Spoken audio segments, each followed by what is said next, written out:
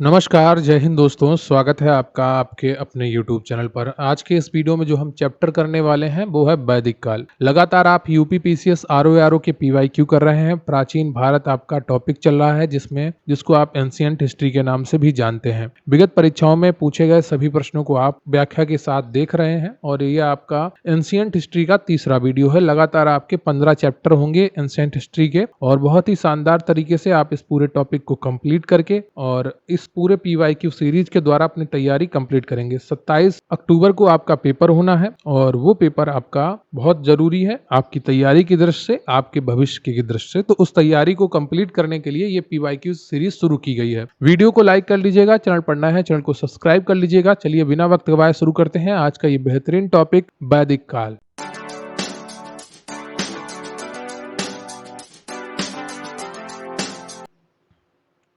तो आज का आपका टॉपिक है वैदिक काल और इसको हम शुरू करते हैं इस टॉपिक को। पहला प्रश्न है आपका कि आर्य शब्द इंगित करता है नृजात समूह को, यायावरी जन को, भाषा समूह को या श्रेष्ठ वंश को। आईएएस प्री 1999 और यूपी पीसीएस प्री 1999 में पूछा गया प्रश्न है कि आर्य शब्द इंगित करता है, किसको इंगित करता है ये आपको बताना है। वीडियो को लाइक कर लीजिएगा, चैनल पर नया है चैनल को सब्सक्राइब कर लीजिएगा। और पहले का सही उत्तर जो है आपका वो डी है, श्रेष्ठ वंश को। ठीक है, आर्य शब्द इंगित करता है श्रेष्ठ वंश को। आर्य प्राचीन भारत, यूरोपीय एवं प्राचीन ईरानी भाषा बोलने वालों के लिए प्रयुक्त शब्द है। वैदिक संस्कृत में आर्य शब्द श्रेष्ठ, शिष्ट अथवा सज्जन तथा नैतिक अर्थ में महाकुल, कुलीन, सभ्य, साधु आदि के लिए प्रयुक्त हुआ है। सायणाचार्य ने अपने ऋग भाष्य में आर्य का अर्थ विज्ञ, यज्ञ का अनुष्ठाता, विज्ञ श्रोता, आदरणीय अथवा सर्वत्र गंतव्य, उत्तम वर्ष, मनु कर्मयुक्त और कर्मानुष्ठान से श्रेष्ठ आदि बताया है। अतः आर्य संस्कृत भाषा का शब्द है जिसका शाब्दिक अर्थ श्रेष्ठ या कुलीन होता है। ठीक है, तो श्रेष्ठ या कुलीन होता है, ये शाब्दिक अर्थ होता है आर्य का। एक बात और समझ लीजिए, आपको इतिहासकारों ने, जो लेफ्टिस्ट इतिहासकार थे, उन्होंने भारत में एक बंटवारा पैदा करने के लिए जो उत्तर भारत के लोगों थे जो थोड़े गोरे दिखते थे, ये जलवायु के कारण थोड़े गोरे दिखते हैं, तो इनको आर्य कह दिया और दक्षिण भारत के लोगों को मूल निवासी कह दिया, आदिवासियों को मूल निवासी कह दिया, ताकि ये लोग आपस में लड़ें और संघर्ष हो। तो उस संघर्ष से आप देखिए, आर्य शब्द एक संस्कृत का शब्द है, कोई ईरानी या वो शब्द नहीं है। भारत की जो मूल भाषा है, पुरातन भाषा है, वो संस्कृत ही है। ठीक है, तो आर्य संस्कृत में जिसका अर्थ भी आपको मिलता है और इस कारण आर्य जो है वो श्रेष्ठ लोगों को कहा गया था ओरिजिनली। लेकिन ये जो बीच में आपके लेफ्टिस्ट इतिहासकार आए, उन्होंने आर्य को अलग तरीके से परिभाषित किया, जो कि देश के लिए एकता और अखंडता के लिए खतरा था। अगला प्रश्न है आपका कि क्लासिकीय संस्कृति में आर्य शब्द का अर्थ है ईश्वर में विश्वास, एक वंशानुगति जाति, एक विशेष धर्म में विश्वास रखने वाला या एक उत्तम व्यक्ति। यूपी लोअर सबऑर्डिनेट प्री 1998 का प्रश्न है कि क्लासिकीय संस्कृति में आर्य शब्द का अर्थ क्या है, और इसका जो सही उत्तर है आपका डी, एक उत्तम व्यक्ति, श्रेष्ठ व्यक्ति, महान व्यक्ति। क्लासिकीय संस्कृत में आर्य शब्द का अर्थ है एक उत्तम व्यक्ति। वैदिक साहित्य में कहीं भी आर्य का एक जाति अथवा विशेष भाषा भाषी के रूप में उल्लेख नहीं हुआ है। ठीक है, अगला प्रश्न है आपका कि सबसे पुराना वेद कौन सा है। Yajurveda, Rigveda, Samaveda, Atharvaveda. UP PCS pre 1995 में पूछा गया प्रश्न है। उत्तराखंड पीसीएस प्री 2010 में पूछा गया प्रश्न है। उत्तराखंड यूडीए एलडीए प्री 2007 में पूछा गया प्रश्न है कि सबसे पुराना वेद कौन सा है, और आपको बताना है। इसका सही उत्तर है आपका बी, ऋग्वेद सबसे पुराना वेद है। भारतीय साहित्य में वेद 4 हैं, एक है ऋग्वेद, दूसरा है सामवेद, तीसरा है यजुर्वेद तथा चौथा है अथर्ववेद। इनमें ऋग्वेद सर्वाधिक प्राचीन माना गया है। अगला प्रश्न है आपका कि त्रयी नाम है 3 वेदों का, धर्म, संघ व युद्ध का, हिंदू धर्म के 3 देवताओं का, 3 मौसमों का। यूपीपीएससी जीआईसी 2010 का प्रश्न है कि त्रयी नाम है 3 वेदों का है, धर्म, संघ व युद्ध का है, हिंदू धर्म के 3 देवताओं का है या 3 मौसमों का है। चौथे का कौन सा ऑप्शन आपका सही है ये आपको बताना है, और इसका जो सही उत्तर है आपका वो ए ऑप्शन है, 3 वेदों का। यजुर्वेद, ऋग्वेद और सामवेद को वेद त्रयी या त्रयी कहा जाता है। ठीक है, ऋग्वेद, यजुर्वेद और सामवेद को वेद त्रयी या त्रयी कहा जाता है। ये चीज आप ध्यान रखिएगा, कई बार परीक्षाओं में ये प्रश्न आपसे पूछा गया है। अगला प्रश्न है आपका कि किस वैदिक ग्रंथ में वर्ण शब्द का सर्वप्रथम नामोल्लेख मिलता है। उत्तराखंड पीसीएस प्री 2012 में पूछा गया प्रश्न है। ऋग्वेद, अथर्ववेद, सामवेद या यजुर्वेद। बताइएगा किस वैदिक ग्रंथ में वर्ण शब्द का सर्वप्रथम नामोल्लेख मिलता है।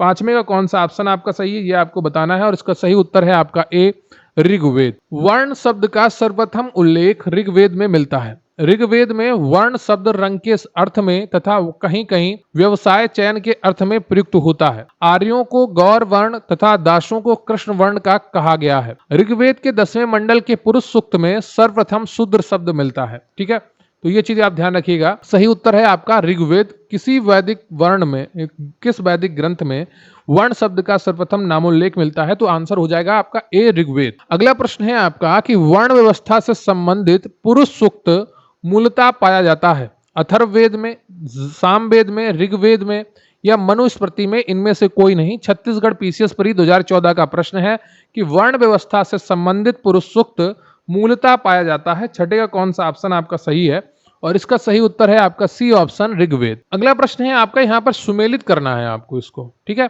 एमपी पीसीएस प्री 1999 में पूछा गया प्रश्न है। एक तरफ वेद दिए गए हैं और दूसरी तरफ उनकी अंदर जो लिखा है, जो जुड़ा हुआ है जिससे, उसके बारे में पूछा गया है।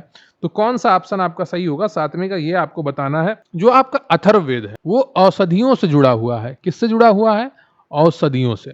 ठीक है, और जो आपका सामवेद है वो किससे जुड़ा हुआ है? वो आपका संगीत से जुड़ा हुआ है। ठीक है, तो 3 ए पहले पे और डी का 4 कौन सा है? केवल ए ऑप्शन है आपका। जो ऋग्वेद है आपका उसमें ईश्वर की महिमा मिलती है और यजुर्वेद में आपके बलिदान की विधि मिलती है। तो सातवें का ए ऑप्शन आपका सही है। एमपी पीसीएस प्री 1999 में पूछा गया प्रश्न है। अथर्ववेद औषधियों से संबंधित है। ऋग्वेद में ईश्वर की महिमा, देवताओं की स्तुति मिलती है। यजुर्वेद में कर्म कांड, बलिदान विधि मिलती है और सामवेद में संगीत का विस्तृत उल्लेख मिलता है। अगला जो प्रश्न है आपका, इसमें सूची 1 को सूची 2 से मिलाना है। और ये जो प्रश्न है, सूची 1 में आपका एक तरफ वेद दिए गए हैं, दूसरी तरफ आपके उनसे जुड़ी हुई चीजें दी गई हैं। UP PCS pre 2003, UP UDA LDA pre 2002 में पूछा गया प्रश्न है। और सूची 1 में आपका ऋग्वेद है। ऋग्वेद में क्या दिया गया है? ऋग्वेद में आपकी स्तोत्र एवं प्रार्थनाएं दी गई हैं। ठीक है, यजुर्वेद में क्या दिया गया है? यजुर्वेद में आपके स्तोत्र एवं कर्म कांड दिए गए हैं। और जो आपका सामवेद है इसमें आपका संगीतमय स्तोत्र दिए गए हैं और अथर्ववेद में आपके तंत्र मंत्र एवं वशीकरण दिया गया है। तो 4 का डी का आपका 3 हो जाएगा। तो ए ऑप्शन आपका यहाँ पर सही हो जाता है। ठीक है, तो ऋग्वेद में स्तोत्र एवं प्रार्थनाएं हैं। इसमें कुल 1028 सूक्त व 10,552 ऋचाएं हैं। यह मंत्र या श्लोक है। यजुर्वेद में स्तोत्र एवं कर्मकांड वर्णित है। सामवेद के पद गेय रूप में यह संगीतमय स्तोत्र जिनको उद्गाता पुरोहित गाता कहा जाता है। अथर्ववेद में कुल 20 अध्यायों एवं 730 सूक्तों में तंत्र मंत्र एवं वशीकरण के संदर्भ में साक्ष्य मिलते हैं। अगला प्रश्न है आपका कि निम्नलिखित 4 वेदों में से किस एक में जादुई माया और वशीकरण का वर्णन है? ऋग्वेद, यजुर्वेद, अथर्ववेद या सामवेद? झारखंड पीसीएस प्री 2011 का प्रश्न है कि निम्नलिखित 4 वेदों में से किस एक में जादुई माया और वशीकरण का वर्णन है? और 9 का जो आपका सही ऑप्शन है वो सी है, अथर्ववेद में। ठीक है, अगला प्रश्न है आपका कि ऋग्वेद है स्तोत्रों का संकलन, शब्दों का संकलन, कथाओं का संकलन, युद्ध का ग्रंथ। यूपी आरओ प्री 2016 का प्रश्न है कि ऋग्वेद क्या है? और इसका जो सही उत्तर है आपका वो ए है, स्तोत्रों का संकलन। अगला प्रश्न है आपका कि सूची 1 को सूची 2 से मिलाइए। एक तरफ आपके वेद दिए गए हैं और दूसरी तरफ उनके ब्राह्मण ग्रंथ दिए गए हैं। ठीक है, आरएएस आरटीएस प्री 2013 का प्रश्न है। बताइएगा 12वें का कौन सा ऑप्शन आपका सही होगा? जो ऋग्वेद जो है आपका वो ऐतरेय ब्राह्मण ग्रंथ है। ठीक है, और सामवेद का पंचविश है, अथर्ववेद का गोपथ है और यजुर्वेद का शतपथ ब्राह्मण ग्रंथ है। ठीक है, तो ये आपका कौन सा ऑप्शन सही हो जाएगा? ए का 3 किस में है? सी में है। ठीक है, तो सी वाला ऑप्शन आपका सही हो जाएगा। यहाँ पर आपका सही सुमेलन दिया गया है। ऋग्वेद ऐतरेय, सामवेद पंचविश, अथर्ववेद गोपथ और यजुर्वेद शतपथ। आप स्क्रीनशॉट ले सकते हैं। अगला प्रश्न है आपका कि निम्नलिखित में से कौन सा ब्राह्मण ग्रंथ ऋग्वेद से संबंधित है? ऐतरेय ब्राह्मण, गोपथ ब्राह्मण, शतपथ ब्राह्मण या तैत्तिरीय ब्राह्मण? एमपी पीसीएस प्री 2017 का प्रश्न है कि निम्नलिखित में से कौन सा ब्राह्मण ग्रंथ ऋग्वेद से संबंधित है? और जो 13वें का सही उत्तर होगा आपका वो ए हो जाएगा, ऐतरेय ब्राह्मण ग्रंथ। तो ब्राह्मण ग्रंथ यज्ञों तथा उनके अनुष्ठान के विधि विधानों के संबंध में जानकारी देते हैं। ऐतरेय ब्राह्मण तथा कौशितकी ब्राह्मण ऋग्वेद से हैं। पंचविश या तांड ब्राह्मण तथा जैमिनीय ब्राह्मण सामवेद से हैं। सतपथ ब्राह्मण यजुर्वेद से, जबकि गोपथ ब्राह्मण जो है आपका वो अथर्ववेद से संबंध रखता है। अगला प्रश्न है आपका कि गोपथ ब्राह्मण संबंधित है यजुर्वेद से, ऋग्वेद से, अथर्ववेद से या सामवेद से। यूपी आरओ प्री 2014 का प्रश्न है कि गोपथ ब्राह्मण संबंधित है, और 14 का तो सही उत्तर है आपका वो सी हो जाएगा, अथर्ववेद से संबंधित है। ठीक है। अगला प्रश्न है आपका कि ऋग्वेद का कौन सा मंडल पूर्णतः सोम को समर्पित है। 7वां मंडल, 8वां मंडल, 9वां मंडल या 10वां मंडल। बीपीएससी प्री 1997 का प्रश्न है, बताइएगा ऋग्वेद का कौन सा मंडल पूर्णतः सोम को समर्पित। और इसका जो सही उत्तर है आपका वो सी है, 9वां मंडल। ऋग्वेद में कुल 10 मंडल हैं। इसके 9वां मंडल के सभी 114 सूक्त सोम को समर्पित है। अगला प्रश्न है आपका कि ऋग्वेद संहिता का 9वां मंडल पूर्णतः किसको समर्पित है। इंद्र और उनके साथ हाथी, उर्वशी एवं स्वर्ग, पौधों और जड़ी बूटियों से संबंधित देवतागण, सोम और इस पेय पर नामाकृत देवता। बीपीएससी प्री 1995 का प्रश्न है कि ऋग्वेद संहिता का 9वां मंडल पूर्णतः किसको समर्पित है। और 16वें का जो सही उत्तर है आपका वो डी हो जाएगा, सोम और इस पेय पर नामाकृत देवता। अगला प्रश्न है आपका कि यज्ञ संबंधी विधि विधानों का पता चलता है ऋग्वेद से, सामवेद से, ब्राह्मण ग्रंथों से, यजुर्वेद से। आरटीएस प्री 1999 का प्रश्न है कि यज्ञ संबंधी विधि विधानों का पता चलता है। वीडियो को लाइक कर लीजिएगा और चैनल पर नए हैं तो चैनल को सब्सक्राइब कर लीजिएगा। इसका सही उत्तर है आपका डी, यजुर्वेद में यज्ञ से संबंधी विधि विधानों का पता चलता है। यजुर्वेद के 2 भाग हैं, एक शुक्ल यजुर्वेद और कृष्ण यजुर्वेद। ये बात आप याद रखिएगा, ठीक है। कई बार परीक्षाओं में पूछा गया है यजुर्वेद के कौन से भाग हैं, तो शुक्ल यजुर्वेद है और कृष्ण यजुर्वेद है। अगला प्रश्न है आपका कि निम्नलिखित में से किसका संकलन ऋग्वेद पर आधारित है। यजुर्वेद, सामवेद, अथर्ववेद, इनमें से कोई नहीं। यूपी पीसीएस प्री 1997 का प्रश्न है कि निम्नलिखित में से किसका संकलन ऋग्वेद पर आधारित है। और 18वें का जो सही उत्तर है आपका वो बी हो जाएगा, सामवेद। ठीक है, बी ऑप्शन आपका बिल्कुल सही है। तो सामवेद में कुल 1875 ऋचाएं हैं, जिनमें से सामान्य मत के अनुसार 75, जबकि कुछ विद्वानों के अनुसार 99 को छोड़कर से सभी ऋग्वेद में भी उपलब्ध है। अतः सामवेद का संकलन ऋग्वेद पर आधारित। अगला प्रश्न है आपका कि भारत के किस स्थल की खुदाई से लौह धातु के प्रचलन के प्राचीनतम प्रमाण मिले हैं। Takshashila, Atranjikhera, Kaushambi, Hastinapur. UP PCS pre 1998 का प्रश्न है कि भारत के किस स्थल की खुदाई से लौह धातु के प्रचलन के प्राचीनतम प्रमाण मिले हैं। 19 का कौन सा ऑप्शन आपका सही होगा ये आपको बताना है, और इसका सही उत्तर है आपका बी ऑप्शन, अंतरंजी खेड़ा। तो अहिच्छत्र, अंतरंजी खेड़ा, आलमगीरपुर, मथुरा, रोपड़, श्रावस्ती, काम्पिल्य आदि स्थलों की खुदाइयों से लौह युगीन संस्कृति के अवशेष प्राप्त हुए हैं। अतरंजी खेड़ा से लौह धातु मल तथा धातु शोधन में प्रयुक्त होने वाली भट्टियां मिली हैं, जिनसे यह संकेत मिलता है कि यहाँ लौह धातु को गलाने का कार्य स्थानीय रूप से होता था। ठीक है, तो यहाँ पर आपका बी ऑप्शन सही हो जाएगा। भारत के किस स्थल की खुदाई से लौह धातु के प्रचलन के प्राचीनतम प्रमाण मिले हैं। सही उत्तर है आपका बी, अतरंजी खेड़ा। ठीक है, अगला प्रश्न है आपका कि उपनिषद पुस्तकें हैं धर्म पर आधारित, योग पर आधारित, विधि पर आधारित या दर्शन पर आधारित। यूपी पीसीएस प्री 2002 का प्रश्न है, यूपी पीसीएस मेंस 2004 का प्रश्न है कि उपनिषद पुस्तकें कैसी हैं, आपको बताना है। और इसका सही उत्तर है ये डी, दर्शन पर आधारित है ये। ठीक है, उपनिषद दर्शन पर आधारित पुस्तकें हैं, इन्हें वेदांत भी कहा जाता है। अगला प्रश्न है आपका कि उपनिषदों का मुख्य विषय क्या है। यूपी लोअर सबऑर्डिनेट प्री 1998 का प्रश्न है, सामाजिक व्यवस्था, दर्शन, विधि, राज्य। बताइएगा उपनिषदों का मुख्य विषय क्या है। और इसका जो सही उत्तर है आपका वो बी ऑप्शन है, 21 का बी, दर्शन। अगला जो प्रश्न है आपका वो निम्नलिखित में से किस एक वैदिक साहित्य में मोक्ष की चर्चा मिलती है। ऋग्वेद, परवर्ती संहिताएं, ब्राह्मण, उपनिषद। यूपी पीसीएस मेंस 2003 का प्रश्न है कि निम्नलिखित में से किस एक वैदिक साहित्य में मोक्ष की चर्चा मिलती है। और 22 का जो सही उत्तर है आपका वो डी हो जाएगा, उपनिषद। ठीक है, तो वेदों में मोक्ष शब्द प्रयुक्त नहीं हुआ है, उपनिषदों में प्रथम बार मोक्ष की चर्चा मिलती है। यह शब्द श्वेताश्वर उपनिषद में पहली बार आया है। अगला प्रश्न है आपका जो IAS pre 1997, UP PCS pre 1999, UP UDA LDA pre 2002 और उत्तराखंड पीसीएस प्री 2005 में पूछा गया है। अध्यात्म ज्ञान के विषय में नचिकेता और यम का संवाद किस उपनिषद में प्राप्त होता है। बृहदारण्यक उपनिषद में, छंदोग्य उपनिषद में, कठोपनिषद में या केन उपनिषद में। बहुत ही इंपॉर्टेंट प्रश्न है, कई बार परीक्षाओं में पूछा गया है कि अध्यात्म ज्ञान के विषय में नचिकेता और यम का संवाद किस उपनिषद में प्राप्त होता है।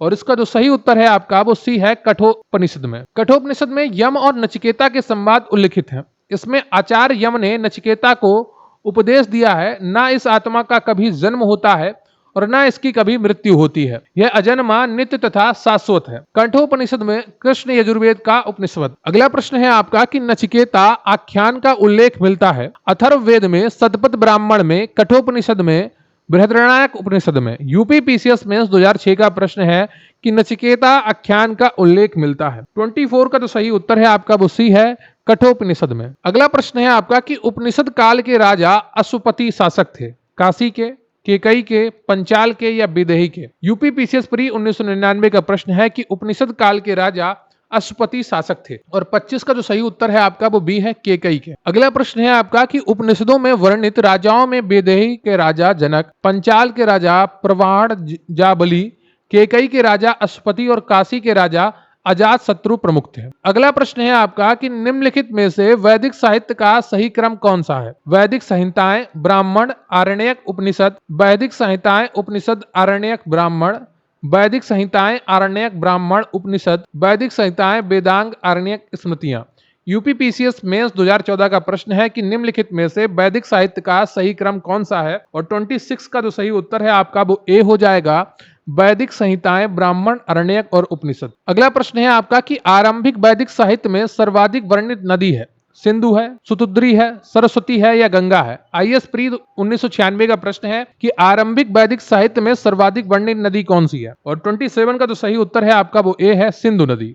सिंधु नदी का ऋग्वैदिक काल में सर्वाधिक महत्व था, इस कारण इसका उल्लेख ऋग्वेद में सर्वाधिक हुआ है। सिंधु नदी को उसके आर्थिक महत्व के कारण हिरण्य कहा गया है। अगला प्रश्न है आपका कि वैदिक नदी आस्किनी की पहचान निम्नांकित नदियों में से किस एक के साथ की जाती है? व्यास नदी, रावी नदी, चेनाब नदी या झेलम नदी? यूपी पीसीएस जीआईसी 2010 का प्रश्न है कि वैदिक नदी अस्किनी की पहचान निम्नांकित नदियों में से किस एक के साथ की जाती है?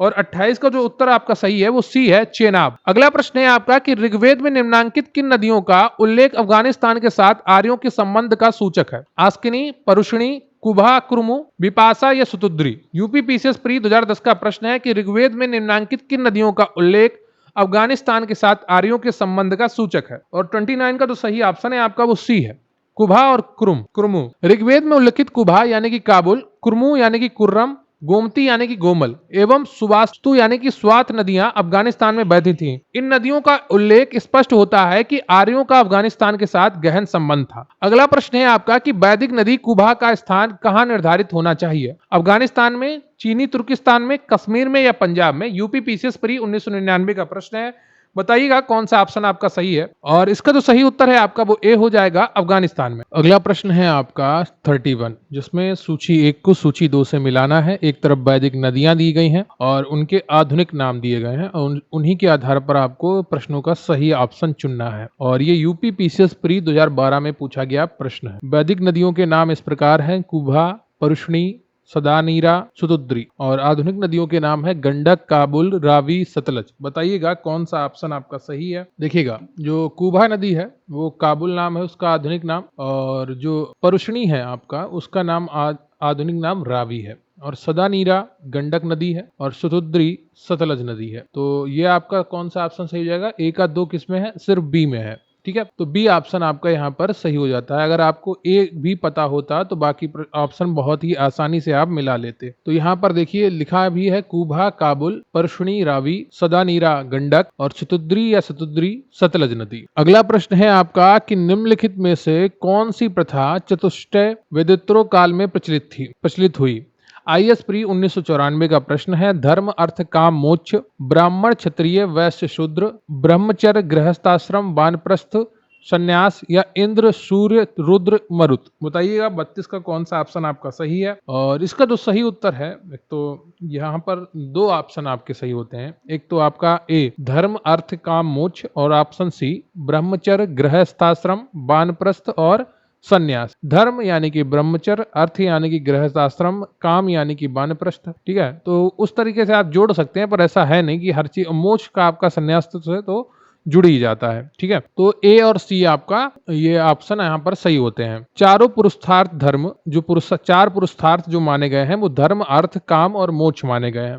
ठीक है, ये वैदिक काल में नहीं थी। मोक्ष की अवधारणा पहली बार उपनिषद से आई है। उसी प्रकार आश्रम व्यवस्था, ब्रह्मचर्य, गृहस्थ, वानप्रस्थ और संन्यास का प्रचलन वेदोत्तर काल में हुआ है। आश्रम शब्द की उत्पत्ति श्रम धातु से हुई है। ठीक है, तो वेदोत्तर काल की बात की गई है और जब वेद काल, जो वैदिक काल था, उसमें ये सब चीजें नहीं थी, लेकिन उपनिषद काल में ये सारी चीजें आ गई। अगला प्रश्न है आपका 33। धर्म तथा ऋतु भारत की प्राचीन वैदिक सभ्यता के एक केंद्रीय विचार को चित्रित करते हैं। इस संदर्भ में निम्नलिखित कथनों पर विचार कीजिए। IS प्री 2011 का प्रश्न है। धर्म व्यक्ति के दायित्वों एवं स्वयं तथा दूसरों के प्रति व्यक्तिगत कर्तव्यों की संकल्पना था। ऋतु मूलभूत नैतिक विधान था जो सृष्टि और उसमें अंतर्निहित सारे तत्वों के क्रियाकलापों को संचालित करता था। तो कौन सा ऑप्शन आपका सही है, ये आपको बताना था, और इसका जो सही ऑप्शन है, ये दोनों बिंदु सही हैं। धर्म व्यक्ति के दायित्वों एवं स्वयं तथा दूसरों के प्रति व्यक्तिगत कर्तव्यों की संकल्पना थी, और ऋत जो है वो मूलभूत नैतिक विधान था जो सृष्टि और उसमें अंतर्निहित सारे तत्वों के क्रियाकलापों को संचालित करता था। तो आपका सी ऑप्शन यहाँ पर सही हो जाएगा। ठीक है, वरुण देवता को वैदिक सभ्यता में नैतिक व्यवस्था का प्रधान माना जाता है। इसी कारण उन्हें ऋत गोपा भी कहा जाता है। ठीक है, अगला प्रश्न है आपका कि भारतीय संस्कृति के अंतर्गत ऋत का अर्थ क्या है? प्राकृतिक नियम, कृत्रिम नियम, मानवीय नियम, सामाजिक नियम या इनमें से कोई नहीं। छत्तीसगढ़ PCS प्री 2016 का प्रश्न है और बहुत ही आसानी से आप इसका उत्तर दे पाएंगे। ऋत। ठीक है, तो भारतीय संस्कृति के अंतर्गत ऋत का क्या अर्थ है? सही उत्तर है आपका ए, प्राकृतिक नियम। देखिए, ऋत को आप ऋतु से जोड़ लीजिए, और ऋतु परिवर्तित होती है प्राकृतिक रूप से, तो उसको आप प्राकृतिक नियम से जोड़ लीजिए। तो इस तरीके से आप एक दूसरे को जोड़ेंगे तो बहुत ही आसानी से इसका उत्तर दे पाते, चाहे आपने पढ़ा हो या ना पढ़ा हो। ऋग्वेद में हमें धर्म के अतिरिक्त दूसरा शब्द ऋत मिलता है। सभी देवताओं का संबंध ऋत विश्व की नैतिक एवं भौतिक व्यवस्था से माना गया है। ऋग्वेद में इसका वर्णन है, सृष्टि के आदि में सर्वप्रथम ऋत की उत्पत्ति हुई थी। ऋत के द्वारा विश्व में सुव्यवस्था तथा प्रतिष्ठा स्थापित होती है। यह विश्व की व्यवस्था का नियामक है। अगला प्रश्न आपको यहाँ पर देखने को मिलता है कि निम्नलिखित वैदिक देवताओं में किसे उनका पुरोहित माना जाता है? अग्नि को, बृहस्पति को, ध्वज को, इंद्र को। यूपी PCS मेंस 2013 का प्रश्न है कि निम्नलिखित वैदिक देवताओं में किसे उनका पुरोहित माना जाता है, और इसका सही उत्तर है आपका बी ऑप्शन, बृहस्पति। बृहस्पति जो कि वैदिक देवताओं को पुरोहित माना जाता है। ठीक है, बृहस्पति को वैदिक देवताओं का पुरोहित माना जाता है। अगला प्रश्न है आपका कि निम्नलिखित में कौन सी वह ब्रह्मवादिनी थी जिसने कुछ वेद मंत्रों की रचना की थी? लोपामुद्रा, गार्गी, लीलावती, सावित्री।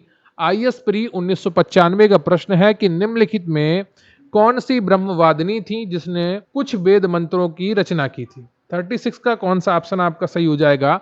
और सही उत्तर है आपका ए, लोपामुद्रा। वैदिक साहित्य में कई ऐसी विदुषी स्त्रियों का उल्लेख मिलता है जिन्होंने वेद मंत्रों की रचना की थी, यथा अपाला, घोषा, विश्ववारा, लोपामुद्रा आदि। लोपामुद्रा अगस्त ऋषि की पत्नी थी। अगला प्रश्न है आपका कि ऋग्वैदिक काल में निष्क शब्द का प्रयोग एक आभूषण के लिए होता था, किंतु परवर्ती काल में इसका प्रयोग इस अर्थ में हुआ। किस अर्थ में हुआ ये आपको बताना है। शस्त्र, कृषि औजार, लिपि या सिक्का। IS प्री 1993 का प्रश्न है और सही उत्तर है आपका डी, सिक्के के रूप में। वैदिक काल में सोने के हार को निष्क कहा जाता था। निष्क के प्रयोग ने आगे आने वाले सिक्कों के व्यवहार के मार्ग को प्रशस्त कर दिया। अगला प्रश्न है आपका कि ऋग्वैदिक काल में निष्क किस अंग का आभूषण था? कान का, गला का, बाहु का या कलाई का? यूपी PCS मेंस 2007 का प्रश्न है कि ऋग्वैदिक काल में निष्क किस अंग का आभूषण था? और 38 का जो सही ऑप्शन है आपका वो बी है, गले का। ठीक है, तो ऋग्वैदिक काल में निष्क गले में पहने जाने वाला एक प्रकार का हार था। साथ ही निष्क वैदिक काल में विनिमय का एक माध्यम भी था। अगला प्रश्न है आपका कि प्राचीन भारत में निशाका जाने जाते थे।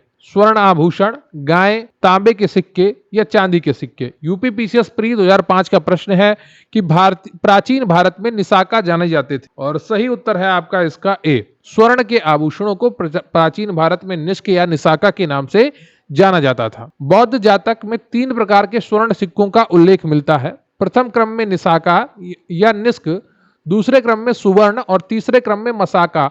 मूल्य की दृष्टि से सबसे निम्न और निशाका सबसे उच्च मूल्य वाली मुद्रा थी। मशाका सबसे निम्न और निशाका सबसे उच्च मूल्य वाली मुद्रा थी। अगला प्रश्न है आपका कि बोग जकोई महत्वपूर्ण है क्योंकि? UP PCS pre 1996, BPSC pre 1994 में पूछा गया प्रश्न है।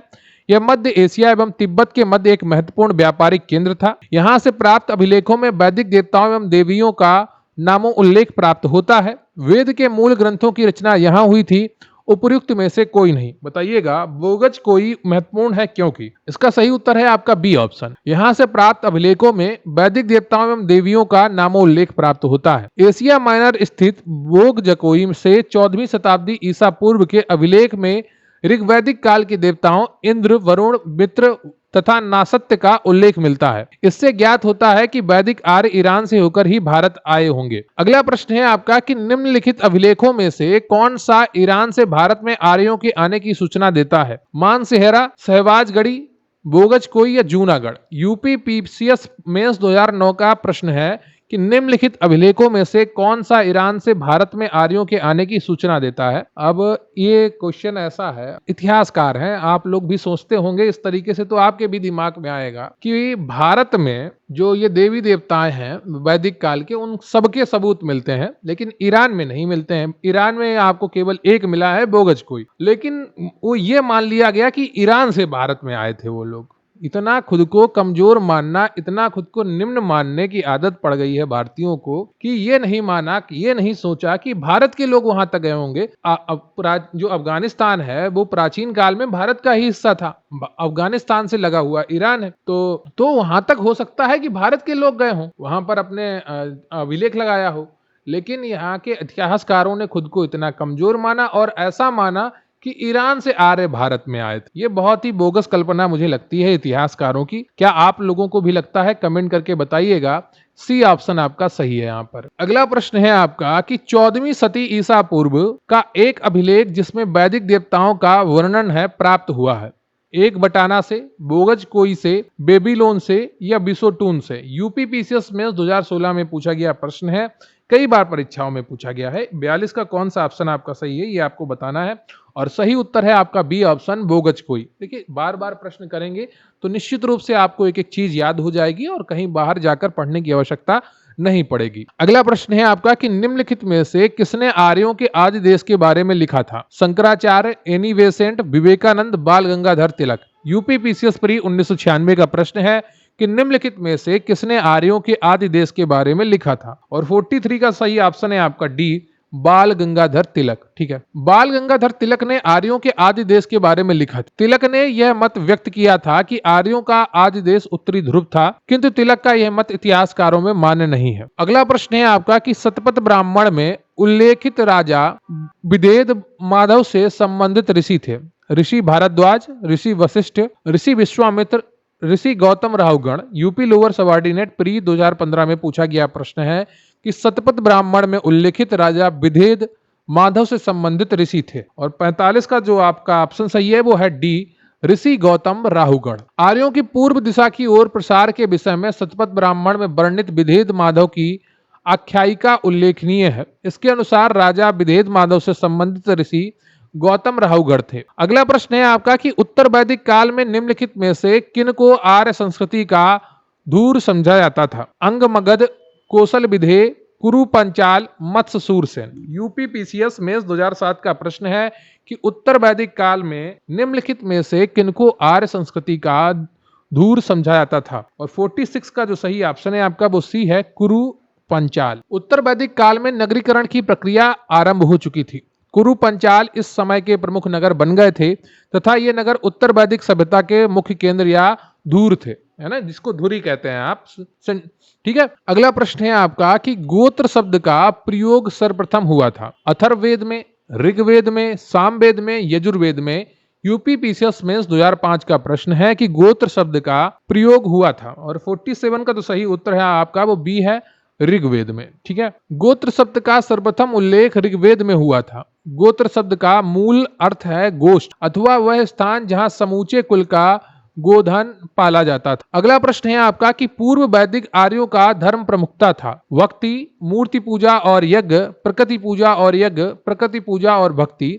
आईएएस प्री 2012 का प्रश्न है कि पूर्व वैदिक आर्यों का धर्म प्रमुखता था? 48 का ऑप्शन होगा आपका सही, सी, प्रकृति पूजा और यज्ञ। जो पूर्व वैदिक आर्यों का धर्म प्रमुखता से काम था वो प्रकृति पूजा थी और यज्ञ था। अगला प्रश्न है आपका कि ऋग्वेद काल में जनता निम्न में से मुख्यतः किसमें विश्वास करती थी? मूर्ति पूजा में, एकेश्वरवाद में, देवी पूजा में, बलि एवं कर्मकांड में। यूपी पीसीएस प्री 1993 का प्रश्न है कि ऋग्वेद काल में जनता निम्न में से मुख्यतः किसमें विश्वास करती थी? और 49 का जो सही उत्तर है आपका डी, बलि एवं कर्मकांड। ऋग्वैदिक काल में लोग प्रकृति की शक्तियों, वैदिक देवता एवं देवियों की प्रार्थना, यज्ञ जिसमें बलि और कुछ कर्मकांड निहित थे में विश्वास करते थे। अगला प्रश्न है आपका कि प्रसिद्ध 10 राजाओं का युद्ध किस नदी के तट पर लड़ा गया था?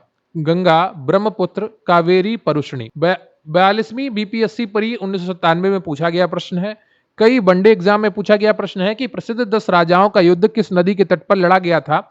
और 50 का जो सही उत्तर है आपका वो डी हो जाएगा, परुष्णी नदी। ठीक है, दसराग युद्ध, 10 राजाओं का युद्ध परुष्णी नदी आधुनिक रावी नदी के तट पर लड़ा गया, जिसमें भरतों के राजा सुदास की विजय हुई थी। अगला प्रश्न है आपका कि ऋग्वेद में उल्लेखित प्रसिद्ध 10 राजाओं का युद्ध किस नदी के किनारे लड़ा गया था? परुष्णी, सरस्वती, बिपाशा, अस्किनी। यूपी पीसीएस में 2008 का प्रश्न है और सही उत्तर आपको पता ही है कि ए होगा, परुष्णी। अगला प्रश्न है आपका कि निम्न में से किस नदी को ऋग्वेद में माते तमा, देवी तमा एवं नदी तमा संबोधित किया गया है? Sindhu, Saraswati, Vitasta, Yamuna. UP PCS special mains 2008 का प्रश्न है कि निम्न में से किस नदी को ऋग्वेद में माते तमा, देवी तमा एवं नदी तमा से संबोधित किया गया है? और 52 का जो सही उत्तर है आपका वो कौन सा हो जाएगा? वो बी है, सरस्वती। ऋग्वेद में सरस्वती को माते तमा, देवी तमा तथा नदी तमा कहा गया है, अर्थात सबसे अच्छी माँ, सबसे अच्छी देवी तथा सबसे अच्छी नदी। अगला प्रश्न है आपका कि उस जनजाति का नाम बताइए जो ऋग्वैदिक आर्यों के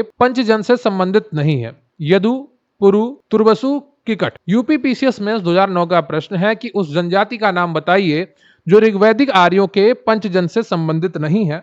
और 53 का जो सही उत्तर है आपका वो डी हो जाएगा, किकट। ऋग्वैदिक आर्यों के पंचजनों में यदु, द्रुहयु, पुरु, अनु, तुर्वसु शामिल थे। किकट इनसे संबंधित नहीं है। अगला प्रश्न है आपका कि प्राचीन काल में आर्यों के जीविकोपार्जन का मुख्य साधन था? कृषि, शिकार, शिल्पकर्म, व्यापार। यूपी पीसीएस प्री 1993 का प्रश्न है कि प्राचीन काल में आर्यों के जीविकोपार्जन का मुख्य साधन था। 54 का कौन सा ऑप्शन आपका सही होगा? ए ऑप्शन आपका सही है, कृषि। अगला प्रश्न है आपका कि ऋग्वेद में उल्लेखित यव शब्द किस कृषि उत्पाद हेतु प्रयोग किया गया है? जौ, चना, चावल या गेहूं। यूपी पीसीएस स्पेशल मेंस 2008 का प्रश्न है कि ऋग्वेद में उल्लेखित यव शब्द किस कृषि उत्पाद हेतु प्रयुक्त किया गया है? और 55 का जो सही उत्तर है आपका वो ए हो जाएगा, जौ। ऋग्वेद में जौ को यव कहा गया है। अगला प्रश्न है आपका, यहाँ पर सूची 1 है और सूची 2, इसको मिलाना है आपको। एक तरफ वैदिक नाम दिए गए हैं अन्नों के और अनाजों के, और दूसरी तरफ उनके आधुनिक नाम दिए गए हैं, वो आपको पहचानने हैं। और ये आपका आरएएस आरटीएस प्री 2021 में पूछा गया प्रश्न है। जो व्रीहि है वो चावल है। क्या है? वो चावल है। ठीक है। और जो आपका मुद्ग है वो मूंग है। ठीक है। यव आपका जौ है और इच्छु आपका गन्ना है। ठीक है। ए किसमें है? ए का चावल किसमें है? सिर्फ डी में है, तो डी ऑप्शन आपका सही हो जाता है। आप देख सकते हैं आप यहाँ पर कि व्रीहि चावल, मुद्ग मूंग है, यव जौ है और इच्छु गन्ना है। अगला प्रश्न है आपका कि ऋग्वैदिक पाणी किस वर्ग के नागरिक थे? पुरोहित थे, लोहार थे, स्वर्णकार थे या व्यापारी थे? एमपी पीसीएस प्री 2019 का प्रश्न है कि ऋग्वैदिक पणी किस वर्ग के नागरिक? और 57 का जो सही उत्तर है आपका वो हो जाएगा डी, व्यापारी। व्यापार वाणिज्य प्रधानता पड़ी लोग करते थे। ऋग्वेद में पड़ी शब्द का उल्लेख कई स्थानों पर हुआ है। पड़ी ऋण देते थे तथा ब्याज बहुत अधिक लेते थे। उन्हें बेकनाट, सूदखोर कहा गया है। अगला प्रश्न है आपका कि वैदिक युग में प्रचलित लोकप्रिय शासन प्रणाली थी? निरंकुश, प्रजातंत्र, गणतंत्र, वंश परंपरागत राजतंत्र। आरएएस आरटीएस प्री 1993 का प्रश्न है कि वैदिक युग में प्रचलित लोकप्रिय शासन प्रणाली थी। 58 का कौन सा ऑप्शन आपका सही है? और सही है उत्तर आपका डी, वंश परंपरागत राजतंत्र। वैदिक युगीन सभा क्या थी? आरएएस आरटीएस प्री 1994 का प्रश्न है। गांवों के व्यवसायिक लोगों की संस्था थी, राज दरबार होता था, मंत्री परिषद थी, राज्य के समस्त लोगों की एक राष्ट्रीय सभा थी। क्या थी? वैदिक युगीन सभा। और इसका सही उत्तर है सी ऑप्शन, मंत्री परिषद। ठीक है। अगला प्रश्न है आपका, किस वेद में सभा और समिति को प्रजापति की 2 पुत्रियां कहा गया है? ऋग्वेद, सामवेद, यजुर्वेद या अथर्ववेद? यूपी पीसीएस में 2009 का प्रश्न है कि किस वेद में सभा और समिति को प्रजापति की 2 पुत्रियां कहा गया है? और 60 का जो सही ऑप्शन है आपका वो डी है, अथर्ववेद में कहा गया है। ऋग्वैदिक जनसभा जो न्यायिक कार्यों से संबंधित थी क्या थी? सभा थी, समिति थी, विधाता थी, उपयुक्त में से सभी। झारखंड पीसीएस प्री 2016 का प्रश्न है कि ऋग्वैदिक जनसभा जो न्यायिक कार्यों से संबंधित थी वो क्या थी? और 61 का तो सही उत्तर है आपका वो ए हो जाएगा, सभा। सभा, समिति एवं विदत ऋग्वैदिक कालीन जनतांत्रिक संस्थाएं थी। इन संस्थाओं में सभा न्यायिक कार्यों से संबंधित थी। ऋग्वेद में सभा का 8 बार उल्लेख हुआ है। अगला प्रश्न है आपका कि आयुर्वेद अर्थात जीवन का विज्ञान का उल्लेख सर्वप्रथम मिलता है आरण्यक में, सामवेद में, यजुर्वेद में, अथर्ववेद में। यूपी पीसीएस प्री 1994 का प्रश्न है कि आयुर्वेद अर्थात जीवन का विज्ञान का उल्लेख सर्वप्रथम मिलता है। कहां पर मिलता है ये आपको बताना है। 62वां प्रश्न है और इसका सही उत्तर है डी, अथर्ववेद में। अथर्ववेद में सामान्य मनुष्यों के विचारों तथा अंधविश्वासों का विवरण मिलता है। इसमें विविध विषयों तथा रोग निवारण, समन्वय, राजभक्ति, विवाह तथा प्रणय गीतों आदि के विवरण सुरक्षित। अगला प्रश्न है आपका कि ऋग्वैदिक धर्म था बहुदेववादी, एकेश्वरवादी, अद्वैतवादी, निवृत्त मार्गी। यूपी पीसीएस मेंस 2014 का प्रश्न है कि ऋग्वैदिक धर्म था और इसका जो सही उत्तर है आपका वो ए है, बहुदेववादी। ऋग्वेद में कई देवताओं का वर्णन मिलता है, इंद्र का मिलता है। ऋग्वेद में हमें प्रथम दृष्टिया बहुदेववाद के दर्शन होते हैं। आर्य विभिन्न देवताओं के अस्तित्व में विश्वास करते थे। मुख्यतः वैदिक देवताओं के 3 वर्ग हैं: ध्रुव स्थान, आकाश के देवता, अंतरिक्ष के देवता तथा 3 पृथ्वी के देवता। इन देवताओं की स्तुति करते समय वैदिक ऋषि जब जिस देवता की स्तुति करते हैं उसे ही प्रमुख या सर्वश्रेष्ठ देवता कहते हैं। इसे एकेश्वरवाद भी कहा जाता है। इसके अलावा ऋग्वेद में एक सत विप्रा बहुधा बदंती कहकर एकेश्वरवाद का भी समर्थन किया गया है। एक सत विप्रा बहुधा बदंती। ऋग्वेद के एकेश्वरवाद में अद्वैतवाद, सर्वदेवतावाद तथा बहुदेव देवतावाद की दृष्टि समाहित है, किंतु वेदों का यह एक देवतावाद आधुनिक ईश्वरवाद के स्वरूप से अलग है। अगला प्रश्न है आपका कि सर्वाधिक ऋग्वैदिक सूक्त समर्पित है: अग्नि को, इंद्र को, रुद्र को या विष्णु को। यूपी पीसीएस मेंस 2002 का प्रश्न है कि सर्वाधिक ऋग्वैदिक सूत्र समर्पित। और 64 का जो सही उत्तर है आपका वो बी है, इंद्रदेव। ऋग्वेद में इंद्र का वर्णन सर्वाधिक प्रतापी देवता के रूप में किया जाता है, जिसे 250 सूक्त समर्पित है। यह ऋग्वैदिक काल में सर्वाधिक लोकप्रिय देवता था। इंद्र को आर्यों का युद्ध नेता तथा वर्षा का देवता माना जाता है। ऋग्वेद में अग्नि को 200 सूक्त समर्पित है और वह इस काल के दूसरे सर्वाधिक महत्वपूर्ण देवता है। अगला प्रश्न है आपका कि निम्नलिखित में से किस ऋग्वेद में युद्ध देवता समझा जाता है? अग्नि, इंद्र, सूर्य, वरुण। यूपी पीसीएस में 2011 का प्रश्न है कि निम्नलिखित में से किसे ऋग्वेद में युद्ध देवता समझा जाता है? 65 का कौन सा ऑप्शन आपका सही है? सही ऑप्शन है आपका बी, इंद्र। अगला प्रश्न है आपका कि ऋग्वेद में सर्वाधिक संख्या में मंत्र संबंधित हैं: अग्नि से, वरुण से, विष्णु से, यम से। यूपी पीसीएस मेंस 2010 का प्रश्न है ऋग्वेद में सर्वाधिक संख्या में मंत्र संबंधित हैं। और 66 का कौन सा ऑप्शन है आपका ये बताना है।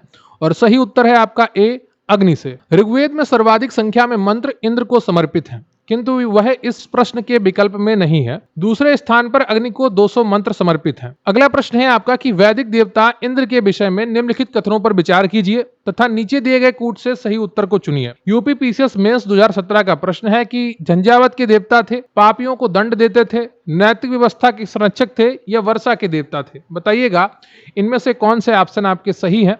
67वां क्वेश्चन है और इसका जो सही उत्तर होगा आपका वो कौन सा होगा? एक आपका झंझावात के देवता थे, ये सही बात है।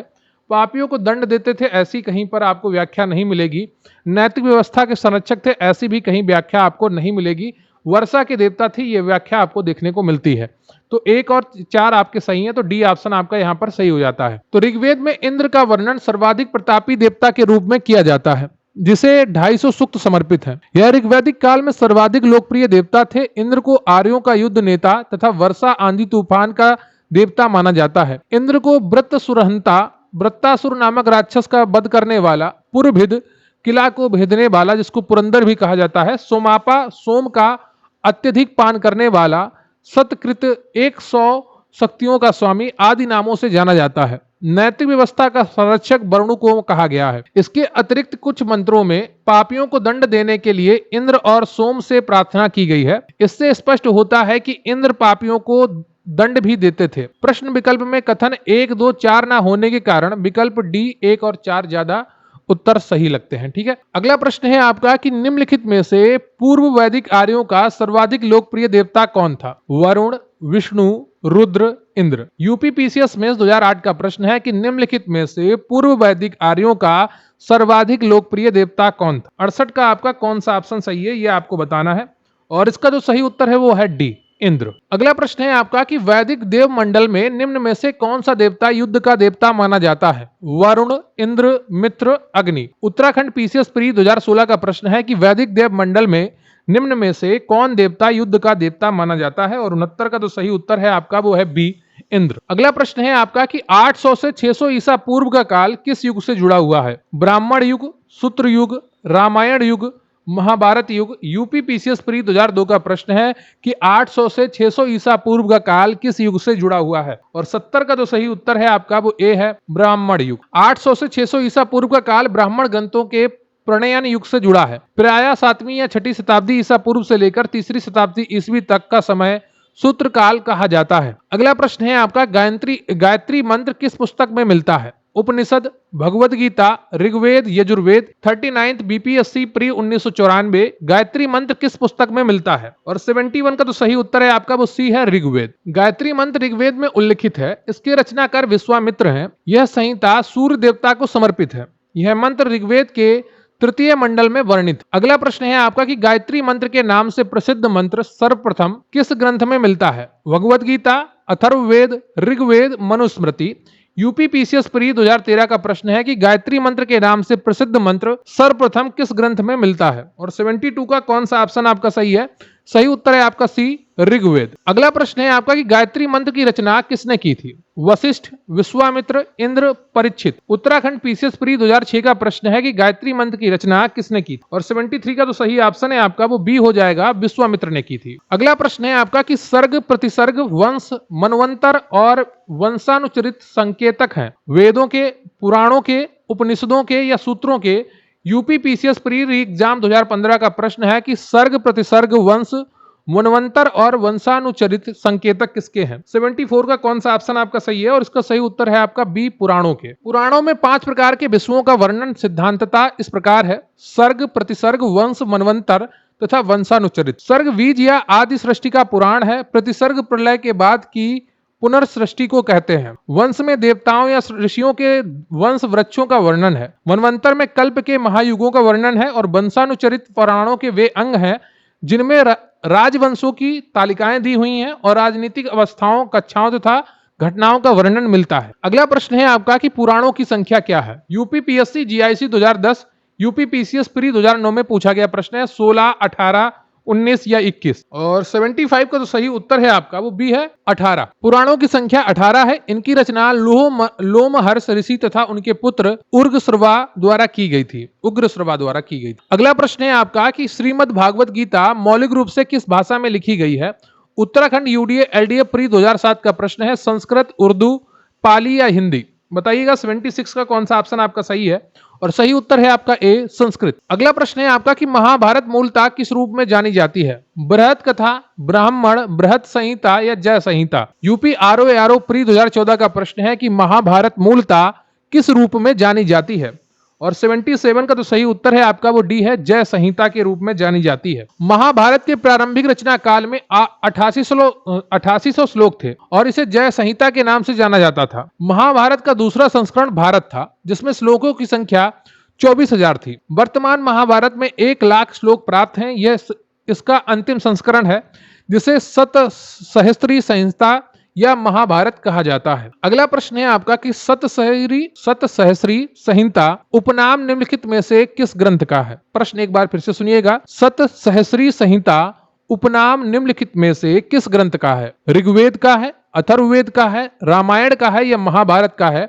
यूपी बीईओ प्री 2019 का प्रश्न है और 78 का जो क्वेश्चन है आपका ऑप्शन है वो सही है डी, महाभारत। अगला प्रश्न है आपका कि हिंदू पौराणिक कथा के अनुसार समुद्र मंथन हेतु किस सर्प ने रस्सी के रूप में स्वयं को प्रस्तुत किया। Kaliya, Vasuki, Pushkar, Sheshnag. Uttarakhand UDA LDA pre 2007 का प्रश्न है कि हिंदू पौराणिक कथा के अनुसार समुद्र मंथन हेतु किस सर्प ने रस्सी के रूप में स्वयं को प्रस्तुत किया। 79 का कौन सा ऑप्शन आपका सही है, बी, वासुकी। हिंदू पौराणिक कथा के अनुसार समुद्र मंथन हेतु मथानी के रूप में मंदराचल पर्वत तथा रस्सी के रूप में सर्पों के राजा वासुकी का प्रयोग किया गया। अगला प्रश्न है आपका कि किस काल में अछूत की अवधारणा स्पष्ट रूप से उद्धृत हुई थी? ऋग्वैदिक काल में, उत्तर वैदिक काल में, उत्तर गुप्त काल में, धर्मशास्त्र के समय से। 39th बीपीएससी प्री 1994 का प्रश्न है कि किस काल में अछूत की अवधारणा स्पष्ट रूप से उद्धृत हुई थी? 80 का कौन सा ऑप्शन आपका सही है? इसका सही उत्तर है आपका डी, धर्मशास्त्र के समय में। धर्मशास्त्रों के समय में सूत्र काल में 4 वर्णों ब्राह्मण, क्षत्रिय, वैश्य एवं शूद्र के अतिरिक्त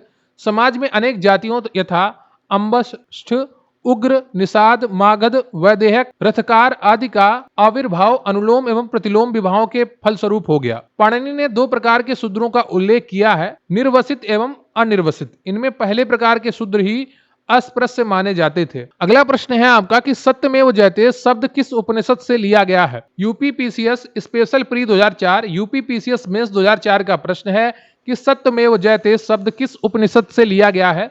मुंडकोपनिषद, कंठोपनिषद, छंदोग्य उपनिषद या इनमें से कोई नहीं। और 81 का तो सही उत्तर है आपका वो ए हो जाएगा, मुंडकोपनिषद। सत्यमेव जयते शब्द मुंडकोपनिषद से लिया गया है, जिसका अर्थ है सत्य की ही विजय होती है। यह भारत के राज चिन्ह पर भी अंकित है। अगला प्रश्न है आपका कि सत्यमेव जयते शब्द कहां से लिया गया है? मनुस्मृति, भगवत गीता, ऋग्वेद, मुंडक उपनिषद। यूपीपीसीएस प्री 1991, एमपीपीसीएस प्री 1992 और 1994, आईएएस प्री 2014 में पूछा गया प्रश्न है कि सत्यमेव जयते शब्द कहां से लिया गया है? और 82 का जो सही उत्तर है आपका वो डी है, मुंडक उपनिषद। अगला प्रश्न है आपका कि भारतीय प्रतीक पर उत्कीर्ण सत्यमेव जयते लिया गया है? ऋग्वेद से, भगवत गीता से, मुंडकोपनिषद से या मत्स्य पुराण से? यूपीपीएससी आरआई 2014 का प्रश्न है कि भारतीय प्रतीक पर उत्कीर्ण सत्यमेव जयते लिया गया है। 83 का कौन सा ऑप्शन आपका सही है, यह आपको बताना है और सही उत्तर है आपका सी, मुंडकोपनिषद। अगला प्रश्न है आपका कि तमसो मां ज्योतिर्गमय कथन मूलतः किसका है? उपनिषदों का है, महाकाव्यों का है, पुराणों का है या षड दर्शन का है या इनमें से कोई नहीं? छत्तीसगढ़ पीसीएस प्री 2016 का प्रश्न है कि तमसो मां ज्योतिर्गमय कथन मूलतः किसका है? और 84 का जो सही ऑप्शन है आपका वो ए है, ये उपनिषदों का है। तमसो मां ज्योतिर्गमय कथन बृहदारण्यक उपनिषद से लिया गया है। इस कथन का अर्थ है अंधकार से प्रकाश की ओर। तमसो मां ज्योतिर्गमय। अगला प्रश्न है आपका कि किस उपनिषद का शाब्दिक अर्थ सफेद घोड़ा है? ऑप्शन ए है आपका कंठोपनिषद, बी है छंदोग्य उपनिषद, सी है तैत्तिरीय उपनिषद और डी है ईशोपनिषद और ई है इनमें से कोई नहीं। छत्तीसगढ़ पीसीएस प्री 2016 का प्रश्न है, बताइएगा कौन सा ऑप्शन आपका सही होगा। वीडियो को लाइक कर लीजिएगा, चैनल पर नया है चैनल को सब्सक्राइब कर लीजिएगा और काफी अच्छे से आपको तैयारी करनी है, कोई भी प्रश्न छोड़ना नहीं है। अगर आप लगातार पीवाईक्यू करते हैं तो निश्चित रूप से आपको एक तो टॉपिक की समझ होगी और दूसरी परीक्षा में किस प्रकार के प्रश्न पूछे जाते हैं उसकी भी समझ होगी। और यहाँ पर जो इसका ऑप्शन सही है वो है ई, इनमें से कोई नहीं। तो विकल्प में दिए गए किसी उपनिषद का तात्पर्य सफेद घोड़ा नहीं है। श्वेताश्वर उपनिषद का अर्थ सफेद घोड़े द्वारा ढोया गया। क्या? श्वेताश्वर उपनिषद का अर्थ होता है सफेद घोड़े द्वारा ढोया गया, carried on a white house. ठीक है, तो ये चीज आप ध्यान रखिएगा। अगला प्रश्न है आपका कि सत्यकाम जाबाल की कथा जो अनब्याही मां होने के लक्षण को चुनौती देती है उल्लेखित है? जाबाल उपनिषद में, प्रश्नोपनिषद में, छंदोग उपनिषद में या कंठोपनिषद में? आरएएस आरटीएस प्री 2016 का प्रश्न है कि सत्यकाम जाबाल की कथा जो अनब्याही मां होने के लांछन को चुनौती देती है उल्लेखित। 86 का तो सही उत्तर है आपका वो सी है, छंदोग उपनिषद, सी। सत्यकाम जाबाल महर्षि गौतम के शिष्य थे जिनकी माता का नाम जबाला था। सत्यकाम जाबाल की कथा जो अनब्याही मां होने के लांछन को चुनौती देती है, इनकी कथा छंदोग उपनिषद में उल्लेखित है। ठीक है, अगला प्रश्न है आपका कि ऋग्वेद की मूल लिपि क्या थी? देवनागरी, खरोष्ठी, पाली या ब्राह्मी? यूपीपीसीएस स्पेशल प्री 2004 का प्रश्न है कि ऋग्वेद की मूल लिपि क्या थी? और सही उत्तर है आपका डी, ब्राह्मी। ऋग्वेद की मूल लिपि ब्राह्मी थी। ऋग्वेद में कुल 10 मंडल हैं तथा 1028 सूक्त हैं। ऋग्वेद के पुरोहित को होता कहा जाता था। अगला प्रश्न है आपका कि वैदिक कर्म कांड में होता का संबंध है ऋग्वेद से, यजुर्वेद से, सामवेद से या अथर्ववेद से? यूपी आरओ मेंस 2013 का प्रश्न है कि वैदिक कर्म कांड में होता का संबंध है और 88 का जो सही उत्तर है आपका वो ए है, ऋग्वेद से। अगला प्रश्न है आपका कि अवेस्ता और ऋग्वेद में समानता है। अवेस्ता किस क्षेत्र से संबंधित है? भारत से, ईरान से, इजराइल से या मिस्र से? UP lower subordinate special pre 2004 का प्रश्न है कि अवेस्ता और ऋग्वेद में समानता है। अवेस्ता किस क्षेत्र से संबंधित है? और 89 का यहाँ पर जो आपका सही उत्तर है वो बी है, ईरान से। अवेस्ता और ऋग्वेद दोनों भाषिक समानताओं के कारण आर्यों की सभ्यता से संबंधित माने जाते हैं। अवेस्ता ईरान के क्षेत्र से संबंधित है। अगला प्रश्न है आपका कि वैदिक काल में किस जानवर को अघन्या माना गया है? बैल, भेड़,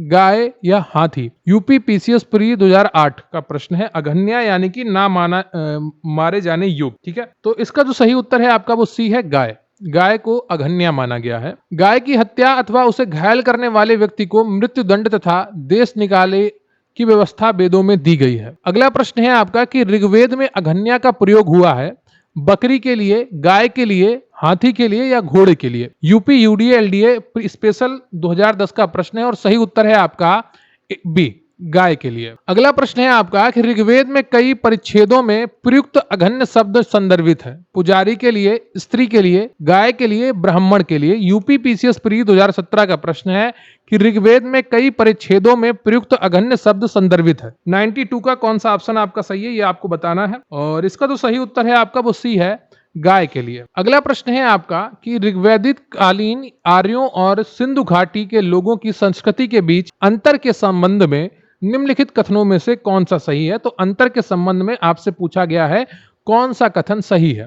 ये आईएएस प्री 2017 का प्रश्न है। ठीक है, ऋग्वैदिक कालीन आर्य कवच और सिर स्त्राण हेलमेट का उपयोग करते थे, जबकि सिंधु घाटी सभ्यता के लोगों में इनके उपयोग का कोई साक्ष्य नहीं मिलता है। ऋग्वैदिक कालीन आर्यों को स्वर्ण, चांदी और ताम्र का ज्ञान था, जबकि सिंधु घाटी के लोगों को केवल ताम्र और लौह का ज्ञान था। ऋग्वेद कालीन आर्यों ने घोड़े को पालतू बना लिया था, जबकि इस बात का कोई साक्ष्य नहीं है कि सिंधु घाटी के लोग इस पशु को जानते थे। तो बताइएगा इनमें से कौन से ऑप्शन आपके सही हैं और इसमें जो केवल सही है वो ए है। ऋग्वेद कालीन आर्य कवच और श्री स्त्राण यानी कि हेलमेट का उपयोग करते थे, जबकि सिंधु घाटी सभ्यता के लोगों में इनके उपयोग का कोई साक्ष्य नहीं मिलता है, केवल ये सही है। ठीक है, देखिए सिंधु घाटी के लोगों को लोहे का ज्ञान नहीं था, ये आपको पढ़ाया जा चुका होगा कई बार, और ऋग्वेद कालीन के लोगों को लोहे का ज्ञान था। अगला प्रश्न है आपका 94। ऋग्वैदिक काल के प्रारंभ में निम्न में से किस महत्वपूर्ण मूल्यवान संपत्ति समझा जाता था? भूमि को, गाय को, स्त्रियों को या जल को? यूपी पीसीएस प्री री एग्जाम 2015 का प्रश्न है कि ऋग्वैदिक काल के प्रारंभ में किन निम्न में से किसे महत्वपूर्ण मूल्यवान संपत्ति समझा जाता था? और 94 का जो सही उत्तर है आपका वो बी है, गाय को। ऋग्वैदिक काल के प्रारंभ में गाय को महत्वपूर्ण संपत्ति समझा जाता था। इस काल में गाय मुख्यतः विनिमय का माध्यम होती थी। ऋग्वेद के कुछ सूक्तों में गाय को देवता के रूप में कल्पित किया गया है। अगला प्रश्न है आपका सूची 1 और सूची 2 को मिलाना है। ठीक है, और एक तरफ सभ्यता दी गई है और दूसरी तरफ उनसे जुड़ी हुई चीजें दी गई हैं। यूपी पीसीएस प्री 2020 का प्रश्न है। ठीक है, सिंधु घाटी सभ्यता, उत्तर वैदिक समाज, ऋग्वैदिक समाज और मध्यकाल। देखिए सिंधु घाटी सभ्यता जो थी वो नगरीय थी। ठीक है, उत्तर वैदिक समाज कृषक क्या था? कृषक। और ऋग्वैदिक समाज चारागाह था। ठीक है, चारागाह से जुड़ा हुआ था, गायों को चढ़ाता, गायों को ही सर्वोपरि मानता था, क्योंकि उसके दूध से ही उनका जो मुख्य भोजन उनके दूध से ही निर्माण होता था।